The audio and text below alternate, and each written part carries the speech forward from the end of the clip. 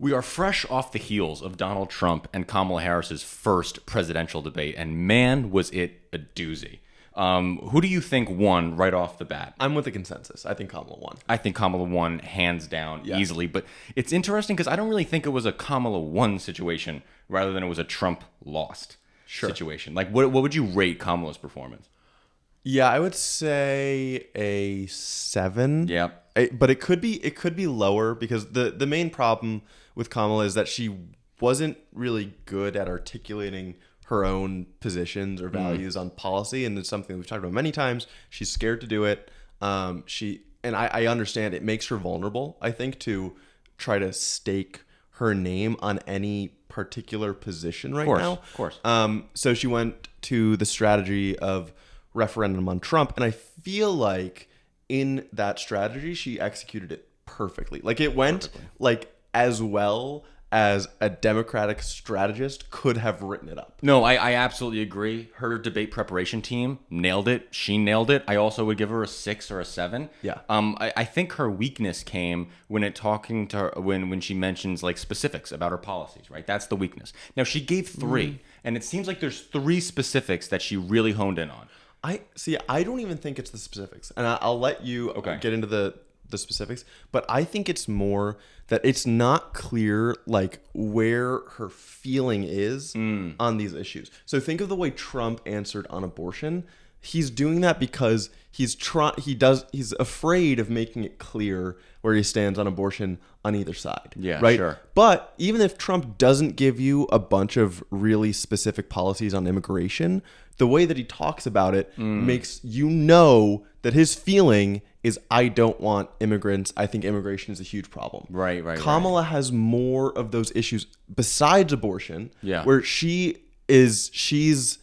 either been wishy-washy in the past, or the feeling you get from her is wishy-washy. You don't know where she wants to fall on those issues. That's a really good point. I don't think like she has certain policy positions, right? But her underlying values aren't shining through. Exactly. Whereas Trump's are very like on his sleeve, his underlying values. Totally. So the 3 policies that Kamala Harris is really highlighting in this campaign right now is the $25,000 first-time homebuyer credit, in addition to building 3 million homes through another tax incentive, which she did mention during the debate, a $6,000 child tax credit for your child the year he's born. They're born. That is also mentioned in the debate. And there was one more, I don't remember now. But also she went very heavy onto abortion. Yes. Right? Abortion was like her big issue. And when the abortion conversation came up, she nailed it. She spoke to that particular issue in a way that Joe Biden never could. And it really highlighted one of the main reasons why Kamala Harris is such a better candidate than Joe Biden. It's the biggest issue in the Democratic Party right now. Yes. And having her lead that is going to be very effective. Totally. I wish. So I kind of want to talk about the very beginning of the debate, because the first question was asked to Kamala, and it was about how she would respond to Americans who feel like they're worse off now than 4 years ago because of the economy. And instantly as she started answering the question, it wasn't an answer of the question, first of all. And you could tell she was shaky on it. And my head went into my hands. Yeah. Because it was almost like the same cringe feeling for a different reason that I had when Biden was doing the debate. But I feel like there are strong answers for her to come up with here. Of course there are. Like it can be like, yes, I understand that some people are hurting, but we've made a lot of progress. There are a lot of people that are doing a lot better than they did 4 years ago. And she can rattle off a few economic stats, but then to focus on like narrow in, make housing your thing, right? Like make that the core of your issue. Make that the thing that it's clear where you stand on it, how you want to build more housing, make it easier for people to buy and own a home. Like there are just more opportunities to do those things without the political risk that it seems that she's so sensitive to. I agree. And I think like one of the things that Americans like, they like easy answers. Now, unfortunately, none of these policy questions have easy answers. But the way Donald Trump talks about these things, immigration is the easy answer. And he's able to stay on topic, and he's able to stay on target. And he's able to tie everything back to immigration, rightly or wrongly. Kamala Harris needs something like that. She needs a theme, something that she's really passionate about, that people know. and can tie her to. And she doesn't have that right now. And when that first question came out, are you better than where you were 4 years ago? The answer is obviously yes. 4 years ago was like height of COVID. Yeah. Unemployment was still crazy high. Like, it was actually a very easy answer to that question. Yeah. And she botched it. She just started rattling off basically like accomplishments that Joe Biden did while in office. But also platitudes like supporting the middle class, my opportunity economy that mean nothing to people watching. No, they mean nothing. And she said the same phrase like 4 times about the ambitions, the dreams, and the desires of the American people. And it's like, listen, that's like a good line once. You say it 4 times, now you look kind of lame. I don't even know if it's a good line once. It's like an okay line. It's once. the most roll your eyes at it line that you can put out there. I absolutely agree. But that was like her first. Yeah, you go. Well, I was just gonna say, and yet after, like, there's all this complaining that we're doing about her, but we both still believe she clearly won the debate. Clearly. And so should we get into why that is? Let's get into that, because Donald Trump really had the worst performance of his entire career. It was so bad that even Karl Rove, the Republican strategist who made George Bush's 2004 presidential race is what it was, whatever. He wrote an op-ed in the Wall Street Journal, and he's like, Trump did really bad. And he said, Trump has been calling Kamala Harris dumb and low IQ and dumber than a bag of rocks, and he just lost to her. So what does that make him? He's right, dude. Sure. Because he set the bar for Kamala so brutally low for himself. Yes. That it's like, okay, now that you just got swamped by this girl who you just called stupid, you're stupider, right? And so it's brutal. Yeah. But what was the first moment where you think Donald Trump really messed up? Well, I think I don't know if it was the first, because I don't. Yeah, forget about the ordering. What was but the crowd size. Crowd size. Right? Because it's a question about immigration, a really hard question for Kamala, which, again, she doesn't answer. Because the question is, why didn't the Biden administration roll back these, or like increase these asylum restrictions earlier, because they only did it like earlier in this summer. Sure.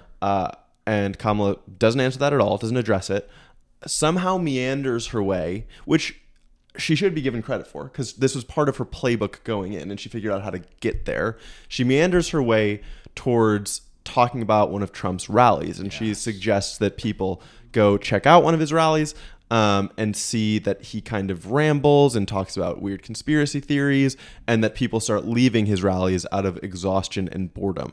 And so then the moderators throw to Trump, who, like you just said, immigration is his thing. This is the perfect opportunity. This is what he should be seizing on. And instead of getting into immigration, he gets fixated on the crowd sizes. There you go. And he's like, we have the biggest crowds that politics have ever done. Nobody goes to our rallies, and the people who do go to their rallies are getting bussed in. They're being paid to be there. They're fake people. Yes. So he gets baited in exactly the way that like 4 New York Times articles were saying Trump's advisors are all trying to make sure that he doesn't get baited. Yes. Right? Like, it's the most obvious thing, and he falls for it anyways. And I think this was one of the best parts of the debate for Kamala, because this is where Trump really got off of his rocker. This was the moment where everything went to hell for him. Yes. For the first 15 minutes, he was holding his own. Okay? When this happened, this was genius for Kamala, because she knows that immigration is her worst topic. She knows that. And so she has this crowd size thing in her back pocket. This bullet in her chamber. And she's just waiting for the moment to throw him off balance on a topic that she knows is her weakest. Yeah. And so she answers the immigration question badly, to be frank, right? Yeah, Like, she doesn't answer. She avoids it. answering the question. She redirects it to the bill that Trump torpedoed in Congress. And then hits him with the crowd size. And then he goes off the rails. He doesn't just talk about crowd sizes. He doesn't just talk about Kamala's fake people. He talks about how immigrants in Springfield, Ohio, are eating cats and dogs. They're eating the dogs. And at that moment, the room that I was watching the debate in erupted into laughter. We all freaked out, hilariously crying of laughter. And we all basically said, okay, Donald Trump lost the debate right then and there. Yeah. Because any reasonable human being who watches that debate comes across looking at him as a crazy old man. No, okay, you're going too far. I don't know But about that. you're going too far. Because that wasn't the only moment of the debate, and Okay. people who aren't so politically plugged in could just raise an eyebrow, let it go past. Okay. Not know the context. Okay. Right? what did hurt is that immediately after he made that reference, the ABC moderator was like, I just want to say that's been debunked. That doesn't actually happen. And Trump's like, I've seen people on TV. People are saying it on TV. I saw it. But I think that kind of tirade, and then there were more moments of Trump bringing up things that were kind of just seemed like ego bruising remarks, or like his ego was bruised, and so he lashed out with this random bullshit. Kamala had another one in the chamber, the Central Park 5 scandal, right? Yes. Where Donald Trump called for the execution of 5 men who were not guilty of the crime. She brings that, and then he starts defending it. How he was like, no, I wasn't actually in the wrong. There were other people that agreed with me at the time. And the dude took out like a whole page op-ed in the newspaper calling for the execution of these 5 guys who were mistreated by the police and everything. And it's like, why would you defend the Central Park 5 thing? Like, he has no ability to ever say he might be wrong about anything at any point. Yeah. So he feels he has to defend himself on such indefensible moments. Yes. And it's just, I thought it was just a nightmare for him, dude. I really did. And this dog and cat thing, we're going to get into later in the week. We're going to put a video out about that. But it just comes off incredibly racist. And I think Americans are going to see that and be like, that is actually an extremely racist thing that someone just says like that. Yeah. You know, like that's just unadulterated racism. Okay. I don't know. I hope they see it. I hope so too. Yeah, you might be overly optimistic about how much people understand and learn. Probably. That I wouldn't put that past me. Then there was the amazing moment near the end of the debate where they talked about healthcare. And they're getting asked about Obamacare, and Kamala Harris is talking about, they asked, like, do you still want to get rid of private health insurance? And she says no. She talks about how she's evolved on the issue or whatever. Yeah. Because she used to be a co-sponsor of Medicare for All. Yeah. And then they go over to Trump, and they're like, what would you do about Obamacare? And he's like, I would run it the best way it could possibly be run. And then they're like, okay, so what is your plan going in? But he's like, look, it's a very bad plan. It costs too much, and we're looking for something better. So like, as I'm going to run it the best it could be run, and then once we find something better, we'll implement that instead. And then they're like, what's the something better? What's the plan? And he goes, well, I have concepts of a plan.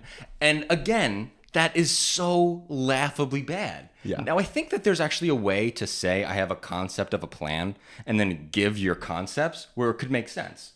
Are you for Medicare for All? You know, I don't know. I think I believe in the concepts of Medicare for All. I believe in expanding the Medicare age. Like, there's a way to come across that concept line as reasonable if you explain the concepts. I think there is, but I also think it's still kind of political kryptonite. Yes. No, I agree with you because you're like, you're going off about how bad the Democrats' plan is. Okay, what's your plan? I don't know. Yeah, well, it's like you're the person who's supposed to lead it. If you don't know, why should I trust? And also, I mean, it depends on what the context is. But in this particular context, where he's been saying that he's going to repeal and replace Medicare since he was president in 2016 or in 2017, and he's failed to do it, and every time he's been asked, he's given this same answer that you're going to be hearing very shortly about this plan. I am glad that he got caught in that. Oh, me too. Man. In the most public moment. Like, because there's an amazing interview with Chris Wallace like 2 or 3 weeks before the 2020 presidential debate, and Chris Wallace asks, "What's your healthcare plan?" He's like, "We're going to be coming out with one in 2 weeks." Yeah, still waiting for it. Don. Yep. It's been 4 years. Yeah, and there was, I think it was also healthcare, but it might have been something else where Trump did the 2 Time magazine interviews. Do you remember this? Yes, I do. We talked about several months ago. Oh, the mifepristone position. Right. Yes, Trump was like, I'm going to be coming out with a statement and a whole policy platform related to mifepristone. We don't know. We never heard that. He's like, in the next week. But what was so perfect about it was he also did a follow-up call 2 weeks after the initial one, and it was asked about again, and he was like, you said you're going to come out with this in a week. It's been 2 weeks. You haven't said anything about it. And he's like, yeah, you'll be hearing about that soon. It's so good. It's so good. It's just delay until he can get elected. Like that's what it is. Exactly. And then let's go over who the polls think won. Yeah. Okay. So the 2 polls that I looked at to see, okay, who won this debate are the CNN poll and the YouGov poll. Okay, I looked at the Reuters Ipsos. What did the Reuters Ipsos say? Kamala. Yeah. Big margin? Yeah, it's like a 30-point margin. Huge, dude. Something like that. I think it was less among undecided voters. Okay. But Kamala still won by between 10 and 15 points. I don't know the exact numbers off the top of my head. Okay. So the YouGov one that I want to talk about, I want to talk about this because I can compare it exactly to what Joe Biden's figures were in the previous debate, where Joe Biden got absolutely trounced. Okay, so in this debate, 54% of people said Kamala won, 31% of people said Trump won, and 14% not sure. So that is a plus 23% for Kamala. Yes. Okay. If we look at Biden's performance in that last debate, Trump, 43% of people said Trump won. 22% of people said Biden won. 35% of people said not sure. That's plus 21 for Trump. So in some way, obviously it's not as politically damaging because the Joe Biden debate was so devastating for so many other reasons.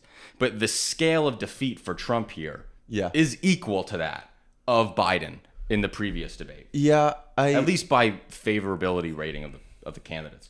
But it just shows to me, and what's interesting about this data too is a lot of Republicans even just admitted, like 20% of Republicans admitted, like, yeah, Kamala won that debate. Yeah. Well, I guess I'm surprised that the 20% of Republicans is enough to push Kamala up to having 54%. So because clearly it means a lot of Republicans are in that not sure category. Yes, and there was a good amount of undecideds in the not sure category too. Yeah. But there's a lot of focus groups after that. A lot of these companies did, and it all basically painted the exact same story. It painted the exact same story, and they were shocked that Trump was so divisive and still so crazy. When they talked about January 6th, a lot of people were shocked that he still denied the 2020 election. I feel like people kind of forget that. You get tuned out over 4 years, and you must just assume that he's finally come to Jesus on it, but he still hasn't. One of the moderators quoted a line that I actually saw. So Trump was on the Lex Fridman podcast, and I watched some of it before it became intolerable for me. And the Lex asked him about January 2021, whether he lost the 2020 election, and Trump said he lost by a whisker. And so the ABC moderator brought that up, and Trump had to say, no, I was being sarcastic. I don't think that's true. And the moderator literally responded after Trump gave his response, like, I watched all these clips. None of them seemed like sarcasm, but okay. Yeah. Trump obviously knows, but he just has, it's almost like it's hard to even say, I guess this is the big lie. Yeah. But he has so many that like he just has to keep saying and saying it. It doesn't matter whether any evidence comes up to like in the contrary. No, of course not. And then he's like, oh, I have tons of evidence. If you want to do a special about it, I could give you all the evidence. Shut up, dude. It's been 4 years. You've lost every court case. Yes. You've lost every court case. It's over. You know who else you can tell that Donald Trump lost this one? The Republican media response. Because all of these right-wing conservative guys all say that ABC rigged the debate in favor of Kamala. Yeah. They all say, oh, the moderators were not impartial. They were too hard on Trump. Dude, it's not Kamala, and it's not ABC's fault that your guy made up a fake claim, or not make it up, but spread a fake claim that Haitians were eating dogs, and then had to get corrected on that. Yeah. It's not the ABC's or Kamala's fault that Donald Trump came out there and says that babies are getting killed after birth. Yeah. It's not happening. I think the moderators, I mean, obviously we both intend to vote for Kamala this year, but the moderators I thought were perfectly down the middle. Perfect. Like I thought they asked hard questions of both candidates. Trump struggled because he was baited. Kamala struggled because she didn't answer the tough questions.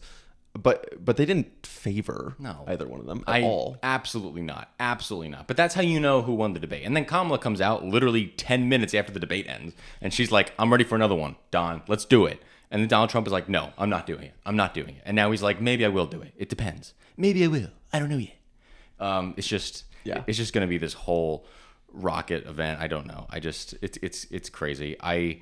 I'm hopeful now for Kamala's chances even more so. So that's the final thing we have to... How much does it matter? How much does it matter? I don't think it matters all that much. Really? But I think it does matter on the edges, and the election is won on the edges, right? This election is going to be won with 50,000 votes across 6 states. No, exactly. So that's why I think it's an important question of like I think it can matter more than you're letting on. Because if you... Again, there are at least 80% of the country that's already in one of the two camps. Yeah. In that middle 20%, 10%, 15%, whatever it is, I think this was the moment that will get the most exposure. Yeah.